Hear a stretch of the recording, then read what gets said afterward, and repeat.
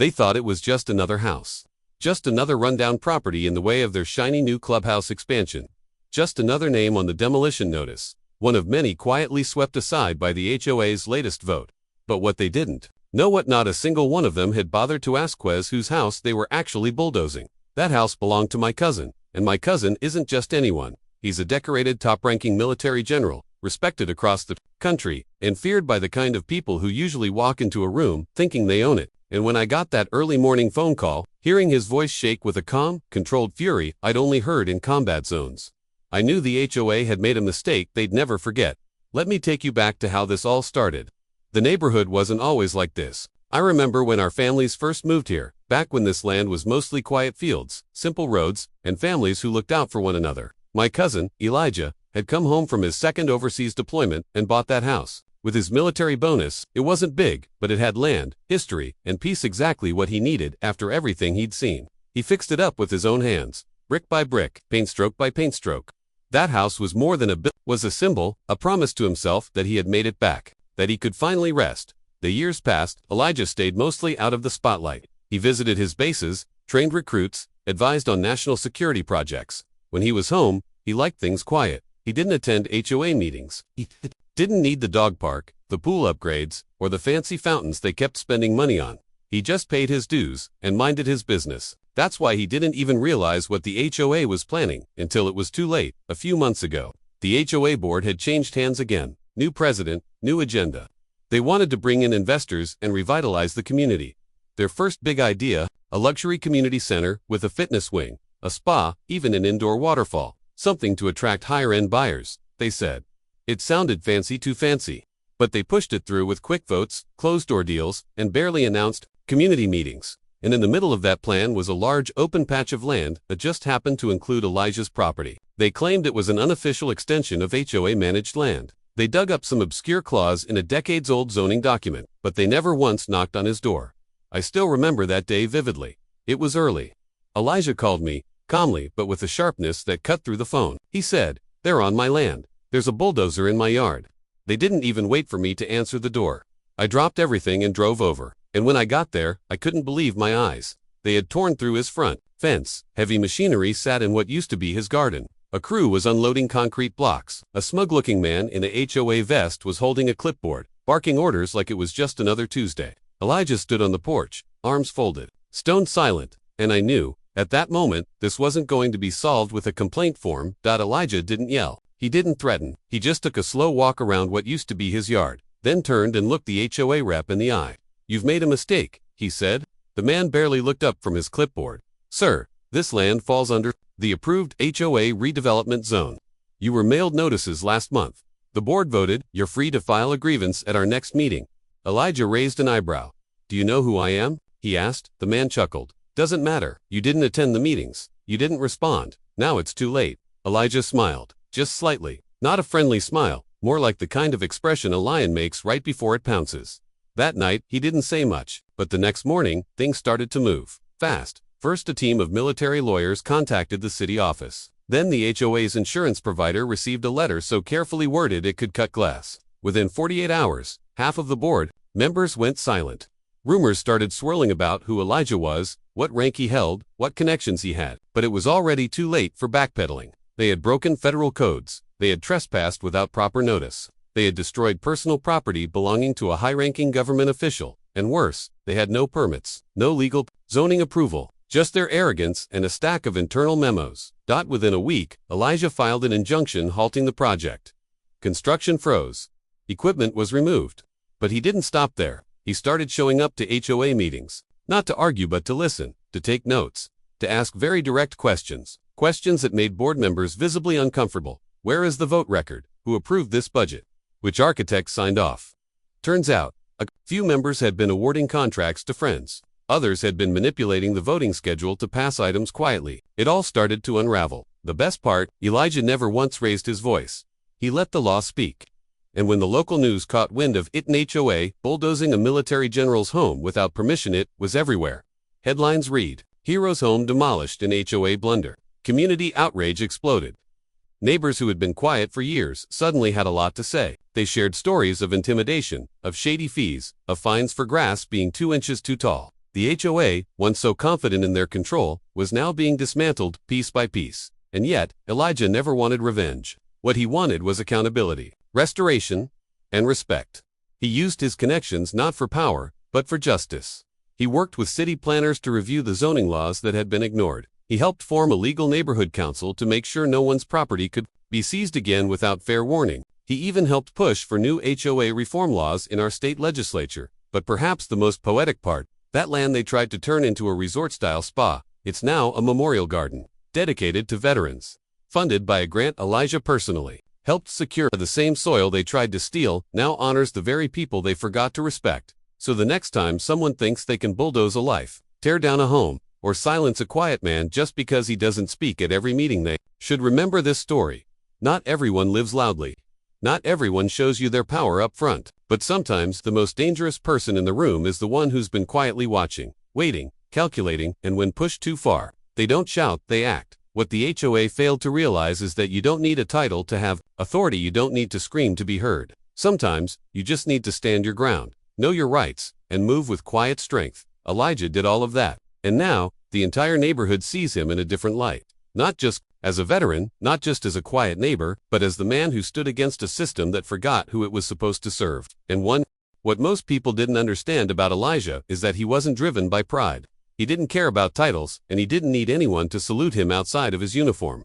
What drove him was something deeper, a belief in structure, in justice, and in protecting what matters. That belief had carried him through war zones, through long nights in military operation centers, and through decisions that most civilians would never have to face. So when the HOA threatened his peace, they weren't just messing with a house, they were disrespecting the very values he had sworn to defend, and Elijah wasn't going to let that slide. The days following the injunction were tense. The HOA board had gone into damage control mode, scrambling to explain their decision. They sent out official emails to residents, claiming the demolition was based on miscommunication and that Elijah's home had been listed as abandoned. Abandoned, a fully maintained, regularly occupied home, with lights on, mail in the box, and a mowed lawn. The lie was so bold, so laughably transparent, that it only made the situation worse. I remember walking with Elijah through what was left of his yard. The flower beds were crushed. The back fence was gone. A portion of the foundation had been cracked by heavy machinery. And yet, he walked like a man at peace, like someone who had seen much worse, and who wasn't about to be rattled by local politics. They didn't just disrespect me, he said quietly. They disrespected the people I serve with. They disrespected everyone who ever fought to protect private property and civil order. And in that moment, I realized this was no longer about one man's house, this was about something much bigger. He began gathering documents, not just for his case, but for the entire neighborhood. Deeds, zoning maps, construction permits, budget reports. He collected everything the HOA had published in the last 3 years, and what he found was shocking.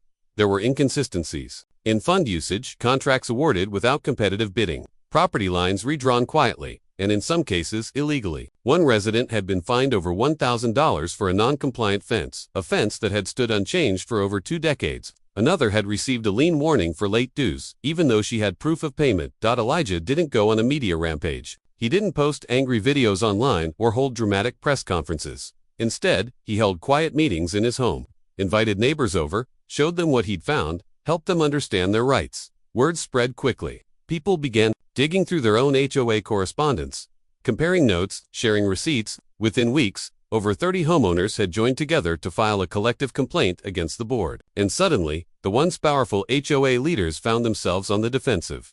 Some tried to fight back. They claimed Elijah was weaponizing his military status, that he was intimidating board members. But there were no threats, no shouting, just facts, evidence, and well-documented violations. And Elijah wasn't alone. He had a growing team of neighbors, veterans, lawyers, and even local journalists watching everything unfold. Every move the HOA made was now public. Every past decision, every misfiled permit, every shady deal, it was all coming to light. One of the board members, a man named Gerald, had once bragged about his control over neighborhood decisions. Now he sat quietly in meetings, no longer the loud voice pushing through agendas. Another, who had once dismissed Elijah as just another bitter homeowner, resigned quietly and left the state a month later. The board tried to appoint new members, but no one wanted the job. The power structure they had built on intimidation and silence was collapsing. But Elijah wasn't finished. He reached out to the city's Office of Urban Affairs and provided a detailed report of the HOA's actions. Not just what had happened to his property, but patterns of abuse across the community. The city launched a formal investigation. Inspectors were sent in. Financial auditors began combing through HOA accounts. And as the truth unraveled, more voices came forward. Residents who had never felt heard now had someone standing up for them. I'll never forget the community town hall that followed. It was held in the local elementary school gym. Over 200 residents showed up, far more than the board ever expected. Elijah didn't speak until the end. He waited, listened to others share their stories. The elderly couple fined for leaving their trash bins out too long. The young family told their shutters didn't match the community aesthetic. The disabled veteran, whose request for a wheelchair ramp had been denied. When Elijah finally stood to speak, the room fell completely silent. I didn't ask for this fight. He began. I've served overseas. I've advised generals. I've seen what real conflict looks like. But what happened here, in our own neighborhood, was its own kind of war. A war on trust. A war on fairness. A war on dignity. His voice never rose. It didn't need to. The authority in his presence, the weight behind every word, it was enough. This community doesn't belong to a few people in a boardroom. It belongs to all of us, and it's time we take it back. The applause that followed wasn't loud or wild. It was steady, a quiet thunder of gratitude from people who had felt voiceless for too long. And for the first time in years, the residents had hoped that things could change. In the following days, a petition was circulated calling for a complete dissolution of the current HOA board and a re-election process overseen by an independent mediator. Over 80% of the homeowners signed. City supported the move. The board was dissolved. New elections were held. And guess who was asked to run for president? Elijah declined. I don't want power, he said. I just want peace. Instead, he helped train and mentor the new board members, ensuring they understood transparency, fairness, and respect for the people they served. He even recommended a neighborhood oversight committee, not tied to power, but to accountability. Meanwhile, his property was rebuilt, not by contractors, but by the community. Volunteers came with tools, with lumber, with time. Brick by brick, board by board, the home was restored, and at the edge of his newly fenced yard, Elijah placed a simple sign. It read, "This land stands not just for one man, but for every voice that deserves to be heard." People come by that sign often. They read it, they smile, they nod. It's a reminder of what happens when arrogance meets quiet strength, of what one man can do when he refuses to be ignored, of what a neighborhood becomes when it remembers who it belongs to. They bulldozed his home, but they didn't break him. They tried to silence him, but he gave a voice to hundreds. They thought they were clearing the way for a resort, but they accidentally woke up a general. And he changed everything. When the new board took over, there was a quiet sense of relief in the community. Not celebration, not fireworks, just a deep exhale, like the neighborhood could finally breathe again. For years, people had walked on eggshells, afraid that the smallest misstep would bring a fine, a warning, or worse, retaliation. But now, things felt different. It wasn't just that the corrupt board had been removed. It was that someone had finally shown that these systems, no matter how strong they appear, can be challenged, exposed, and reformed when the right person stands up. Elijah, of course, never asked for credit. He was the kind of man who led with action, not applause. After his home was rebuilt, he quietly stepped back from public view. He had done what he came to do. But people still came by his house, not to ask for favors, but to thank him. Some brought meals, others brought small gifts. One man simply stood on the sidewalk for a few minutes, saluted, and walked away. And even though Elijah wasn't part of the HOA leadership, his presence lingered in the way decisions were now made. The new board operated with transparency, posting meeting times clearly, recording votes, publishing financial records for residents to see. And any time someone tried to slip back into the old habits, rushing a vote, bending a rule, someone would whisper, "Remember what happened to the last board?" That quiet reminder was enough. But not everyone moved on. There were still a few holdouts from the old leadership, people who had enjoyed the control, who had benefited from the backdoor deals. One of them, a man named Clay, had been particularly vocal in his resentment toward Elijah. Before the board collapsed, Clay had been in charge of enforcement, a title he had given himself, unofficially. That basically meant he spent his days patrolling the neighborhood, clipboard in hand, writing warnings for everything from grass length to garage doors left open to long. Clay didn't take kindly to losing that power. And after the dust settled, he started whispering again. At first, it was just small comments. "Watch out, the general might be listening." Or, "Careful, he might file another lawsuit." But over time, those whispers grew louder. He started blaming Elijah for everything he didn't like about the new system. He'd show up at meetings, not to participate, but to stir tension, to imply that Elijah had only acted out of revenge, that he had embarrassed the HOA for personal gain. It was nonsense, and most people knew it. But Elijah didn't bite. He never responded publicly. He let the work speak for itself, until one afternoon, it was a community cleanup day. Families had come out with trash bags and gloves, picking up litter from the common areas. Kids were playing, music was playing low, and for the first time in years, the community felt like a real neighborhood again. Elijah was there, of course, quietly raking leaves near the edge of the walking path. He didn't need recognition. He just liked to help. Clay, meanwhile, stood near the main pavilion, watching, scowling, and after a while, he walked up to Elijah. "You really think you saved this place?" he asked. Elijah paused, turned. "No," he said. "I just stopped it from becoming something it was never meant to be." Clay laughed. "You ruined everything. The spa deal, the upgrades, the expansion plan, all gone. All because you didn't want to lose your precious little house." Elijah set his rake down, wiped his hands on his jeans. "You know," he said, "I spent most of my career overseas, trying to help rebuild places that had been torn apart by greed, power, and arrogance. I saw what happens when people stop listening, when leaders think they're above the people they serve. I came home to rest, to find peace, and I tried to stay out of the way. But you brought the war to me." Clay rolled his eyes. "You think you're some kind of hero?" Elijah didn't flinch. "No," he said. "I think I'm a neighbor, and a neighbor looks out for people when others won't." Then he picked up his rake and got back to work. That moment was seen by more people than Clay realized. A few snapped pictures. One person recorded the conversation, and by the next day, that quiet exchange had been posted in the community group with a caption that said simply, "True leadership doesn't need a microphone." After that, Clay faded into the background. He still lived in the neighborhood, but the power he once held was gone. People didn't fear him anymore. They pitied him. Meanwhile, Elijah kept working behind the scenes. He helped a widow 2 blocks over install a wheelchair ramp. He repaired a broken bench at the park. He even helped organize a Veterans Day memorial ceremony on the very lawn where his house once stood, before the bulldozers came. That lawn now holds more than just a rebuilt home. It holds stories, reminders, and lessons. And one day, those lessons reached even further than anyone expected. A few months later, Elijah got a letter from a military academy. They had heard about what happened, not from him, but through public articles and a national HOA reform group that had picked up the story. They were inviting him to speak, not about military tactics, not about warfare, but about community leadership, about courage outside the battlefield. Elijah didn't want to go at first. He didn't see himself as a speaker, but the local veterans group convinced him. "You've already given us the example," they said. "Now give others the story." So, he went, and when he spoke, he didn't talk about ranks or medals. He talked about fences, about bulldozers, about a clipboard in the wrong hands. He talked about how silence can be just as dangerous as chaos, and how sometimes, the quietest fight is the one that matters most. That speech inspired a ripple. More communities started asking questions. People looked more closely at their HOAs.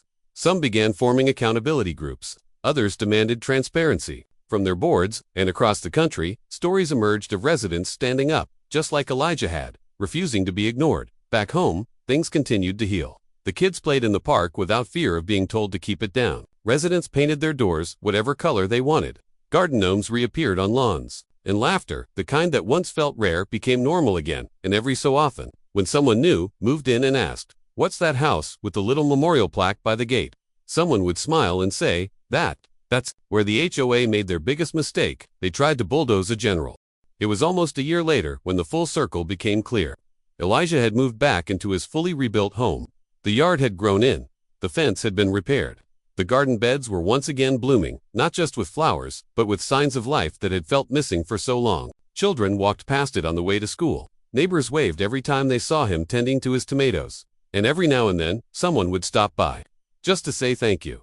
But what stood out most was how the neighborhood had changed in spirit. Before everything happened, there had been distance between neighbors. Silence, politeness, but no real connection. But after the chaos, after the truth was exposed, people began to lean in. They began talking again, helping each other with groceries, checking on the elderly during storms, and all of this quiet rebuilding of trust, started because one man refused to be ignored. I remember one afternoon, sitting on Elijah's back porch, watching the wind move through the trees. The sky was orange with the sunset, and the air was calm. He poured 2 glasses of iced tea and sat across from me, not saying much at first. That was always his way. Then, after a long pause, he looked at me and said, "I didn't want to be a symbol. I just wanted to live in peace." I nodded, understanding him fully. But I also knew whether he wanted it or not. His stand had become something much bigger than one man's story. A few weeks later, a group of students from the local university reached out. They had been following the HOA conflict as part of a civic leadership project and wanted to interview Elijah about community advocacy. At first, he declined, but they showed up with notebooks and curious hearts, and he couldn't turn them away. They sat with him under the same tree that had survived the bulldozer's path. And for over 2 hours, he shared not just what had happened, but how it happened, how systems go unchecked, how silence becomes permission, and how power, when used selfishly, always eventually collapses under its own weight. What those students heard wasn't just a tale of drama. It was a lesson in how ordinary people, even quiet ones, can change the course of a place. Not by fighting with noise, but by moving with discipline, with honor, with resolve. The students published their findings in a campus journal. That article spread further than anyone expected. Advocacy groups picked it up. State representatives began discussing HOA oversight laws. One of them even proposed a new bill named the Home Defense Act, inspired by Elijah's stand, to ensure no property could ever be wrongfully seized or damaged without a court-reviewed process and full homeowner consent. Elijah was honored, but stayed humble.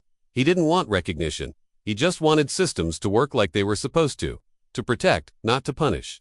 Meanwhile, Clay, the former enforcement lead of the old HOA, eventually sold his house and moved out of the area. Rumors said he tried to join another neighborhood board somewhere else, but was quickly voted down once people heard his history. His kind of control, once unchecked, had no place in this new age of accountability. And those who had once stood beside him, in silence now, stood with the residents they once overlooked. One of the last pieces of this journey came unexpectedly. The mayor of the city invited Elijah to a community leadership banquet. It was small, intimate, attended by citizens who had made meaningful contributions in ways that didn't always make headlines: school volunteers, crossing guards, neighborhood mentors. Elijah didn't want to go at first, but when he arrived, something happened. The room rose to their feet, not because he was a general, but because he was the man who taught them what quiet strength looks like.